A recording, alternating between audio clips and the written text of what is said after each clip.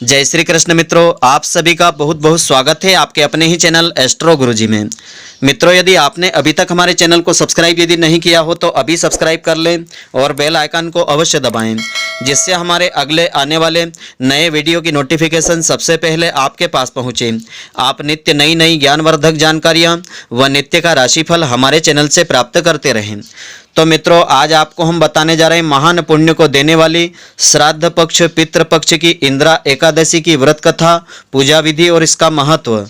तो इस व्रत को जो भी स्त्री पुरुष श्रद्धा के साथ करते हैं उनके समस्त पाप नष्ट हो जाते हैं, पूर्वजों को मोक्ष फल की प्राप्ति होती है और जो मनोकामना होती है भगवान श्री हरि की कृपा से वह भी पूर्ण हो जाती है।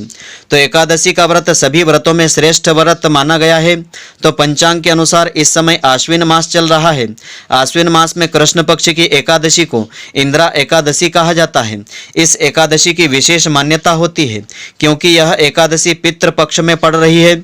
तो पितृ पक्ष के दौरान यानी 13 सितंबर 2020 को इंदिरा एकादशी का व्रत रहेगा। इंदिरा एकादशी का व्रत मोक्ष प्रदान करने वाला माना गया है। तो मान्यता ऐसी है कि इंदिरा एकादशी का व्रत रखने से पितरों को मोक्ष मिल जाता है। इंदिरा एकादशी का व्रत इसलिए पितृ मोक्ष में पितरों की मुक्ति और शांति की कामना से किया जाता है।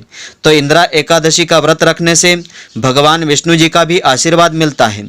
इंदिरा एकादशी का व्रत सभी मनोकामनाओं को पूर्ण करने वाला व्रत माना गया है। तो इस व्रत का शुभ मुहूर्त इस प्रकार से रहेगा। एकादशी तिथि का आरंभ दिनांक 13 सितंबर 2020 को प्रातःकाल 4:13 से आरंभ हो जाएगा और एकादशी तिथि का समापन होगा दिनांक 14 सितंबर 2020 को दिन के 3:16 तक एकादशी तिथि रहेगी। और एकादशी व्रत का पारण का समय रहेगा दिनांक 14 सितंबर 2020 को दिन के 1:30 से आरंभ होकर के तो दिन के 3:59 तक रहेगा। इस समय अवधि में आपको इस व्रत का पारण कर लेना चाहिए। तो इसकी पुण्यदायिनी व्रत कथा इस प्रकार से है। इस दिन इस व्रत कथा को श्रद्धापूर्वक श्रवण करने से भगवान श्री हरि की विशेष कृपा मिलती है और पितरों का भी आशीर्वाद मिलता है। इससे पितरों को मोक्ष फल की प्राप्ति होती है और इस व्रत का भी संपूर्ण फल मिलता है। तो व्रत कथा इस प्रकार से है कि भगवान श्री कृष्ण ने कहा कि हे युधिष्ठिर, इंदिरा एकादशी सभी पापों को नष्ट करने वाली तथा पितरों को अधोगति से मुक्ति दिलाने वाली होती है। प्राचीन समय की बात है कि सतयुग में महिष्मती नामक नगर में एक प्रतापी राजा इंद्रसेन राज्य करता था। वह प्रजा का उत्तम प्रकार से पालन करता था। राजा का यश सब ओर फैल चुका था।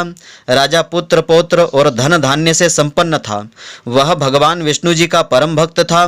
विष्णु जी की भक्ति में तत्पर होकर के गोविंद के मोक्षदायक नामों का जाप करते हुए समय व्यतीत करता था और विधि पूर्वक आध्यात्म तत्व के चिंतन में लगा रहता था। तो एक दिन जब राजा अपनी सभा में बैठा था तो आकाश मार्ग से महर्षि नारद जी पधारे। राजा और सभासद जो है सभी सभासद नारद जी को देख करके हाथ जोड़ करके खड़े हो गए। विधि पूर्वक उच्च आसन और अर्घ्य उनको दिया और उनकी पूजा अर्चना की। तब आसन पर बैठ करके मुनि ने राजा से पूछा कि हे राजन, आपके राज्य के 7 अंग कुशल पूर्वक तो हैं, तुम्हारी बुद्धि धर्म में और तुम्हारा मन भगवान विष्णु जी की भक्ति में तो रहता है।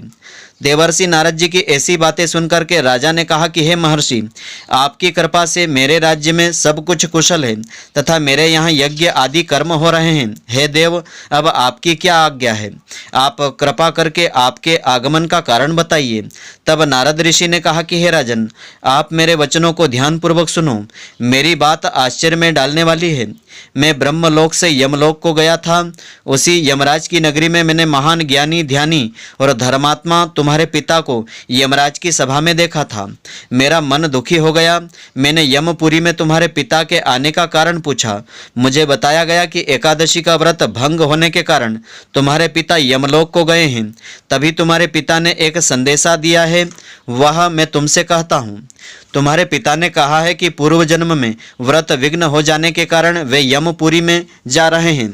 हे मुनि श्रेष्ठ, यदि राजा इंद्रसेन आश्विन मास कृष्ण पक्ष की पितृ पक्ष की इंदिरा एकादशी का व्रत मेरे निमित्त करके उसके फल को मुझे दे दे तो मुझे स्वर्ग लोक की प्राप्ति हो सकेगी। राजा इंद्रसेन ने व्रत विधान पूछा।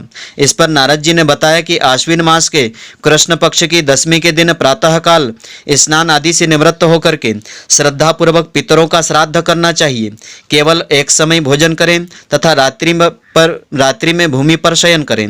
एकादशी के दिन प्रातःकाल स्नान करें, फिर व्रत के नियमों को श्रद्धा भक्ति से ग्रहण करें। इसके बाद इस व्रत का संकल्प करें कि आज तप और निष्ठा के साथ खान पान का त्याग करके निराहार रह करके एकादशी का व्रत करूंगा।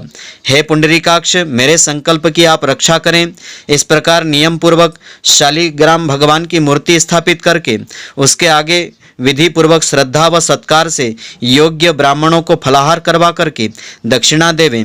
पितरों के श्राद्ध में पितरों को दिए हुए अन्नमय पिंड को गाय को खिला देवे। फिर धूप दीप गंध पुष्प अक्षत नैवेद्य आदि से भगवान ऋषिकेश का पूजन करें। रात्रि में उनके समीप दीपक जलाएं और जागरण करें। इसके पश्चात द्वादशी तिथि के दिन प्रातःकाल होने पर भगवान का पूजन करके ब्राह्मणों को पुनः भोजन करावें। तो हे राजन, यह सब इंदिरा एकादशी के व्रत की विधि है। तो नारद जी ने कहा कि हे राजन, इस विधि से तुम इस एकादशी का व्रत करो। जब पिता को मिलने हेतु इस व्रत का पुण्य श्रद्धा भक्ति से पिता को अर्पित करने की तुम प्रार्थना करोगे तो तुम्हारे पिता स्वर्ग लोक को जाएंगे। तो यह सब बता करके नारद जी वहीं अंतर्ध्यान हो गए।